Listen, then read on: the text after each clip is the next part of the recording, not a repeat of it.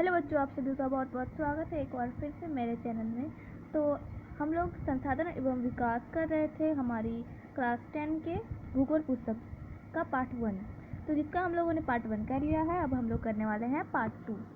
Part 1 में हम लोगों ने संसाधन क्या है इसके बारे में जाना और उसको किस प्रकार से वर्गीकरण किया गया है और कितने प्रकार में बांटा गया है, ये सब हम लोग जाना। जिसमें हम लोगों ने संसाधनों का विकास जाना, सतत पोषणीय विकास, रियो दी जेनेरो और एजेंडा 21 जाना। उसके बाद संसाधन नियोजन के बारे में भी जाना था। संसाधन का संरक्षण हम लोग किस प्रकार करेंगे, इतना कुछ हम लोग जान चुके थे। ठीक है, तो आज हम लोग जानेंगे भू संसाधन। आखिर भू संसाधन क्या है? तो हम भूमि पर रहते हैं, इसी पर अनेकों आर्थिक क्रियाकलाप करते हैं और विभिन्न रूपों में इसका उपयोग करते हैं। अतः भूमि एक महत्वपूर्ण प्राकृतिक संसाधन है। प्राकृतिक वनस्पति, वन्यजीव, मानव जीवन, आर्थिक क्रियाएं, परिवहन तथा संचार व्यवस्थाएं भूमि पर ही आधारित है। तो देखिए, भूमि जहाँ पर हम लोग रहते हैं, जहाँ पे हमारे घर हैं, तो ये एक बहुत ही महत्वपूर्ण प्राकृतिक संसाधन है। भूमि जो बहुत सारी चीज़ों से बनी हुई है, जिसमें मिट्टी है। आपको मिट्टी भी बहुत सारे प्रकार की मिल जाएंगी। तो भूमि में 3 चीज़ें होती हैं मुख्यतः: मैदान, पर्वत और पठार। ये 3 चीज़ें भूमि में मुख्यतः होती हैं। तो हम लोग भूमि पर ही रहते हैं, उसमें अनेक क्रियाकलाप भी करते हैं, विभिन्न रूपों में इसका उपयोग करते हैं। अतः भूमि एक बहुत महत्वपूर्ण संसाधन है। तो प्राकृतिक वनस्पति, वन्य जीवन, मानव जीवन, आर्थिक क्रियाकलाप, परिवहन तथा संचार व्यवस्थाएं भूमि पर ही आधारित हैं।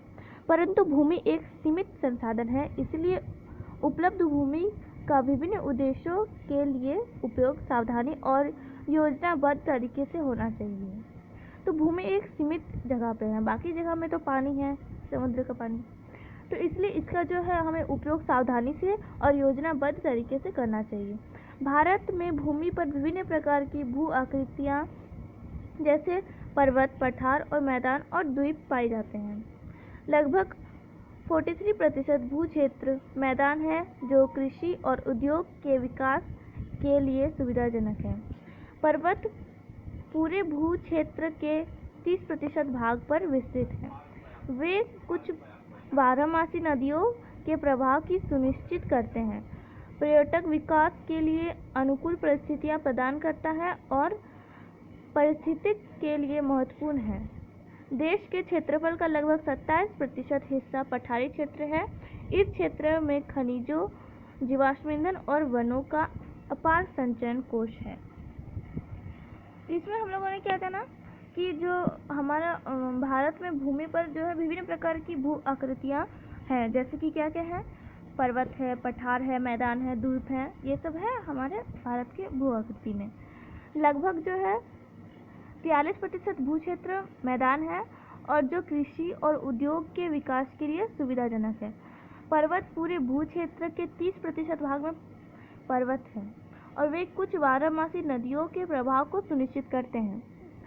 पर्यटन विकास के लिए अनुकूल परिस्थितियां प्रदान करता है और पारिस्थितिक के लिए महत्वपूर्ण है। तो देश के क्षेत्रफल का कितना प्रतिशत? 27% हिस्सा जो है पठारी क्षेत्र है। तो इस क्षेत्र में खनिजों, जीवाश्म ईंधन और वनों का अपार संचयन कोष है। तो ऊपर में हमारा देखिए यहाँ पर दिया हुआ है ग्राफ, जिसमें आपको मिलेगा जो ब्लू कलर का है, जिसमें 43% है, वो मैदान है, और जो पर्वत पिंक कलर का है वो पर्वत का क्षेत्र दिखाया गया है, और जो पठार है वो यहाँ पर 27% दिखाया गया है। देखिए, तो मैदान 43% है, 30% हमारे पर्वत और पठार है 27%। अब भू उपयोग, हम लोग भू का उपयोग किस प्रकार से करना चाहिए हम लोगों को? तो भू संसाधनों का उपयोग निम्नलिखित उद्देश्यों से किया जाता है। तो पहला क्या है? वन। नीचे आपको देखिए, यहाँ इस चार्ट को आप लोग देखते रहिए, मैं आप लोगों को बताती जाती हूँ। ठीक है, तो पहला क्या है? वन। यहाँ देखिए आप लोग, यहाँ सबसे पहला चीज़ वन लिखा हुआ है, जो हमारा ब्लू कलर का है, जो 18.11% दिया गया है यहाँ पे। और जो ये 1960 से 61 में ये जो है 18.11% था।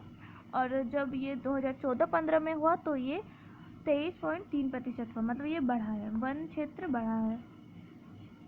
आगे है कृषि के लिए उपलब्ध भूमि, बंजर तथा कृषि अयोग्य भूमि। तो ये कृषि के लिए उपलब्ध भूमि क्या है, ये जो आपको रेड कलर का दिख रहा है, बंजर तथा कृषि अयोग्य भूमि, जो पहले 12.01% था, जो कि घट के 5.5% हो गया। ग्रीन कलर का दिया है गैर कृषि परियोजनों के अंतर्गत क्षेत्र। गैर कृषि परियोजनों के लगाई गई भूमि जैसे इमारतें, सड़क, उद्योग इत्यादि। तो ये जो है ग्रीन कलर का दिखाया गया, देखिए पहले ये था 4.95%, जो कि बढ़ गया और ये 8.7% हो गया। उसके बाद पर्पल कलर का दिया है स्थायी चरवाहे। यहाँ जो ऊपर दी गई है ये इसी चीज़ के बारे में यहाँ पे लिखा है। पहले मैं आप लोग को ऊपर बता देती हूँ, फिर नीचे आपको एक एक करके बताते जाऊँगी। प्रति भूमि के अतिरिक्त अन्य कृषि अयोग्य भूमि। प्रति भूमि जहाँ पे जो किसी काम का नहीं होता है, जहाँ पे कृषि नहीं होती है, उसे प्रति भूमि कहते हैं, ठीक है। स्थायी चरगाहे तथा अन्य गोचर भूमि, विविध वृक्षों, वृक्ष फसलों तथा उपवनों के अधीन भूमि जो शुद्ध बोए गए क्षेत्र में शामिल नहीं है। कृषि योग्य बंजर भूमि, जहाँ 5 से अधिक वर्षों से खेती ना की गई हो। और चौथा दी गई है प्रति भूमि वर्तमान प्रति, जहाँ एक कृषि वर्ष या उससे कम समय से खेती ना की गई हो। और वर्तमान प्रति भूमि के अतिरिक्त अन्य प्रति भूमि या पुरातन प्रति, जहाँ 1 से 5 कृषि वर्ष में खेती ना की गई हो। और शुद्ध निवल बोया गया क्षेत्र, एक कृषि वर्ष में एक बार से अधिक बोए गए क्षेत्र को शुद्ध निवल बोए गए क्षेत्र में जोड़ा दिया जाए तो वह सफल कृषित क्षेत्र कहलाता है। तो अब हम लोग देखते हैं इस चार्ट में, जहाँ तक हम लोग गैर कृषि परियोजनाओं के अंतर्गत क्षेत्र तक हम लोग देख चुके थे। स्थायी चरगाहे तथा अन्य गोचर भूमि, जो हमारा पर्पल कलर का दिया हुआ है, जो 4.71% था, जो कि घट के 3.3% हो गया। और यहाँ देखिए ये स्काई ब्लू कलर का दिया हुआ है विविध वृक्षों, वृक्ष फसलों तथा उपवनों के अंतर्गत क्षेत्र, जो कि पहले 1.50% था, जो कि घट के 1% हो गया। ऑरेंज कलर का दिया है कृषि योग्य बंजर भूमि, जो कि पहले 6.23% था और जो कि घट के 4.0% हो गया। उसके बाद आपको दिख रहा है 3.50% का जो है प्रति भूमि के अतिरिक्त अन्य पुरातन प्रति दी गई है, जो कि थोड़ा सा बढ़ा 0.1% बढ़ा है, जो कि 3.6% हो गया, जो कि पहले 3.50% था। उसके बाद है वर्तमान प्रति। वर्तमान प्रति जो है पहले 3.73% था और जो वो बढ़ के 4.9% हो गया। उसके बाद है शुद्ध बोया गया क्षेत्र। तो वो जो है पहले 45.26% था, जो कि अभी 45.5% पर, मतलब इसमें ज़्यादा अंतर नहीं आया गया है, ठीक है।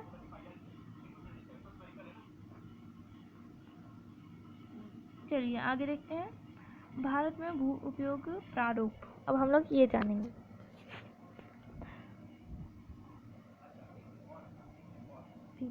तो भू उपयोग को निर्धारित करने वाले तत्वों में भौतिक कारक जैसे भू आकृति, जलवायु और मृदा के प्रकार तथा मानवीय कारक जैसे जनसंख्या, घनत्व, प्रौद्योगिकी क्षमता, सांस्कृतिक और पारंपरिक इत्यादि शामिल हैं। तो भू उपयोग को निर्धारित जो करते हैं वैसे तत्व में जो है भौतिक कारक जैसे क्या क्या आता है, उसमें भू आकृति आता है, जलवायु और मृदा के प्रकार तथा मानवीय कारक जैसे जनसंख्या। मानवीय कारक में क्या क्या आएगा, तो जनसंख्या, घनत्व आएगा, प्रौद्योगिकी क्षमता, सांस्कृतिक और पारंपरिक इत्यादि शामिल है। तो हमें ये पता है कि भारत का जो है कुल भौगोलिक क्षेत्रफल जो है 32.8 लाख वर्ग किलोमीटर है, 32.8 लाख वर्ग किलोमीटर। तो इसे हम लोगों को याद करना है, ये हमारे एग्जाम में आता है ये कि हमारे भारत का कुल भौगोलिक क्षेत्रफल 32.8 लाख वर्ग किलोमीटर है। परंतु इसके जो है 93% भाग के ही भू उपयोग आंकड़े उपलब्ध है, क्योंकि पूर्वोत्तर प्रांतों में असम को छोड़कर अन्य प्रांतों के सूचित क्षेत्र के बारे में जानकारी उपलब्ध नहीं है। तो इसका जो है 93% ही ये सही दिया गया है। इसमें जो है ऊपर पहाड़ी इलाका है, उधर भी किसी ने उसको अच्छे से उसको नापा नहीं है, तो ये जो है 93% ही सही दिया गया है इसका क्षेत्रफल। तो जो इसके अलावा जम्मू और कश्मीर में जो और पाकिस्तान और चीन अधिकृत क्षेत्रों के भूमि उपयोग का सर्वेक्षण भी नहीं हुआ है। मतलब ये जो है 32.8 लाख, इससे कुछ अधिक भी हो सकता है क्षेत्रफल, ठीक है। देखिए इसमें पूरा तरह से नहीं दिया है, लेकिन अभी आपको इसी को याद करके रखना है। यहाँ एक अब हम लोग एक क्रियाकलाप यहाँ दी गई है, हम लोग उसे देख लेते हैं। भू उपयोग के दो वृत्त चित्रों 1.4 की तुलना करके पता लगाइए कि वो जो यहाँ चित्र दिया गया था, जो मैंने आपको समझाया, ये इसी के बारे में यहाँ दी गई है, ठीक है।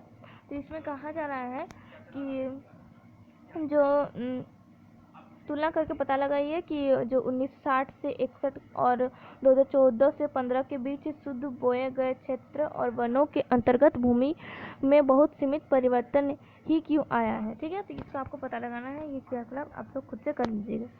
अब हम लोग देखते हैं स्थायी चारागाह के अंतर्गत की भूमि कम हुई है। ये भारत का जो भू उपयोग देख रहे हैं, इसी के अंतर्गत ये चीज़ आ रहा है, ठीक है। तो स्थायी चारागाहों के अंतर्गत भी भूमि कम हुई है। पशुधन की इतनी बड़ी संख्या के लिए चारा उपलब्ध कराने में कैसे समर्थ होंगे और इसके क्या परिणाम होंगे। वर्तमान प्रतिभूमि के अतिरिक्त अन्य प्रतिभूमि अनुपचायी है और इन पर फसलें उगाने के लिए कृषि लागत बहुत ज़्यादा है। अतः इस भूमि में 2 या 3 वर्षों में इसको 1 या 2 बार बोया जाता है, और यदि इसे शुद्ध निवल बोए गए क्षेत्र में शामिल कर लिया जाता है, तब भी भारत में कुल सूचित क्षेत्र के लगभग 54% हिस्से पर ही खेती हो सकती है, ठीक है। तो शुद्ध निवल बोए गए क्षेत्र का प्रतिशत भी विभिन्न राज्यों में भिन्न भिन्न है।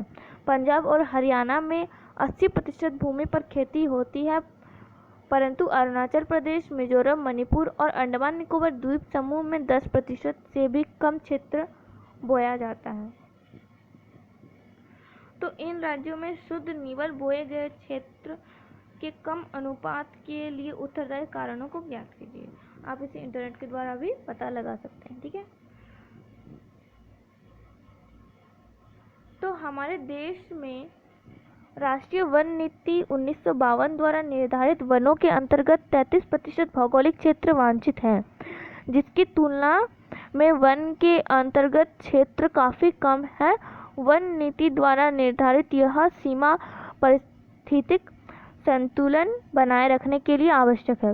वन क्षेत्रों के आसपास रहने वाले लाखों लोगों की आजीविका इस पर निर्भर करती है। भू उपयोग का एक भाग बंजर भूमि और दूसरा गैर कृषि परियोजनाओं में लगाई गई भूमि कहलाता है। तो इसमें क्या कहा गया है कि जो हमारे देश में जो राष्ट्रीय वन नीति है 1952 के तहत जो निर्धारित वन अंतर्गत जो है 33% भौगोलिक क्षेत्र में वांछित है। 33% में हम लोग जो है वन को हम लोग उसके पेड़ों को काट नहीं सकते और उसको उसमें खेती नहीं कर सकते, जिसकी तुलना में वन के अंतर्गत क्षेत्र काफ़ी कम है। तो वन नीति द्वारा निर्धारित यह सीमा पारिस्थितिक संतुलन बनाए रखने के लिए आवश्यक है। वन क्षेत्रों के आसपास रहने वाले लाखों लोगों की आजीविका इस पर निर्भर करती है, ठीक है। तो भू उपयोग का एक भाग बंजर भूमि और दूसरा गैर कृषि परियोजना में लगाई गई भूमि कहलाता है। तो भूमि में हमारा जो है गैर कृषि काम भी करते हैं हम लोग और कृषि भी उसमें करते हैं। बंजर भूमि में पहाड़ी चट्टानें, सूखी और मरुस्थलीय भूमि शामिल है। गैर कृषि परियोजनाओं में लगाए भूमि में बस्तियां, सड़कें, रेल लाइन, उद्योग इत्यादि आते हैं। लंबे समय तक लगातार भूमि उपयोग के कारण भू संसाधनों का निम्नीकरण हो रहा है। इसके कारण समाज और पर्यावरण पर गंभीर आपदा आ सकती है। तो अब भूमि निम्नीकरण और संरक्षण उपाय। भूमि निम्नीकरण हो रहा है तो हम लोग उससे कैसे संरक्षण कर सकते हैं, उसको कैसे रोक सकते हैं, उसको कैसे कम कर सकते हैं, इसके बारे में हम लोग इसमें जानते हैं।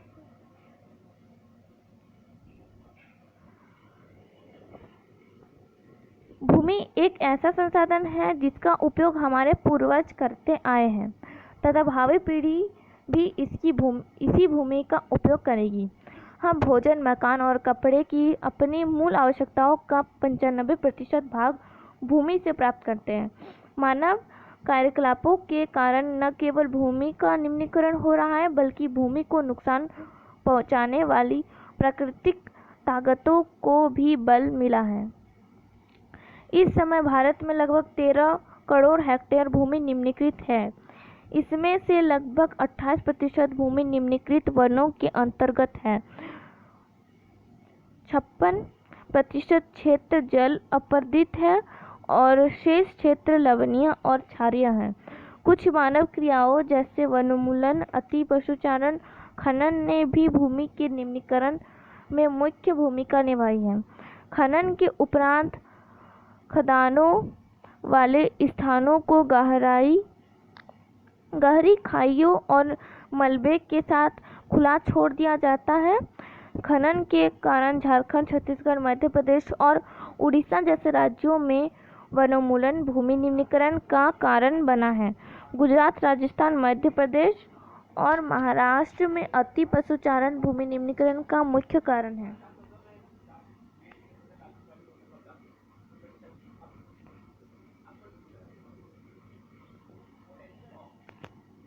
पंजाब, हरियाणा और पश्चिमी उत्तर प्रदेश जैसे राज्यों में अधिक सिंचाई भूमि निम्नीकृत के कारण उत्तरदायी है,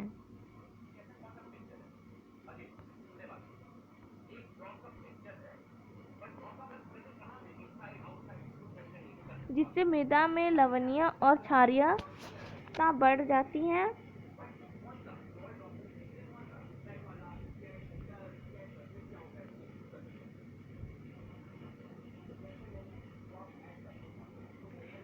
खनिज प्रक्रियाएं जैसे सीमेंट उद्योग में चूना पत्थर को पीसना और मृदा बर्तन उद्योगों में चूने और सेल खड़ी के प्रयोग से बहुत अधिक मात्रा में वायुमंडल में धूल विसर्जित होती है। जब इसकी परत भूमि पर जम जाती है तो मृदा की जल सोखने की प्रक्रिया अवरुद्ध हो जाती है।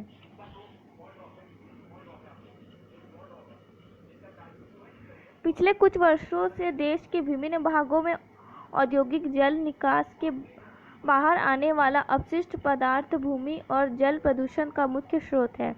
भूमि निम्नीकरण की समस्याओं को सुलझाने के कई तरीके हैं। वनारोपण और चारागाहों का उचित प्रबंधन इसमें कुछ हद तक मदद कर सकते हैं। पेड़ों की रक्षक मेखला, पशुचारण नियंत्रण और रेतीले टीलों को कांटेदार झाड़ियां लगाकर स्थिर बनाने की प्रक्रिया से भूमि कटाव की रोकथाम सूक्ष्म क्षेत्रों में की जा सकती है। बंजर भूमि के उचित प्रबंधन, खनन नियंत्रण और औद्योगिक जल को परिष्करण के पश्चात विस्तृत करके जल और भूमि प्रदूषण को कम किया जा सकता है। आगे हमारा दिया है भू संसाधन। तो ये जो मृदा संसाधन है इसको हम लोग नेक्स्ट वीडियो में पढ़ेंगे। आज के लिए इतना ही। Thanks for watching the full video. और इसके जो ये चैप्टर ख़त्म हो जाएगा उसके बाद इसके नोट्स भी आप लोगों को मिल जाएंगे। तो आज के लिए इतना ही। धन्यवाद।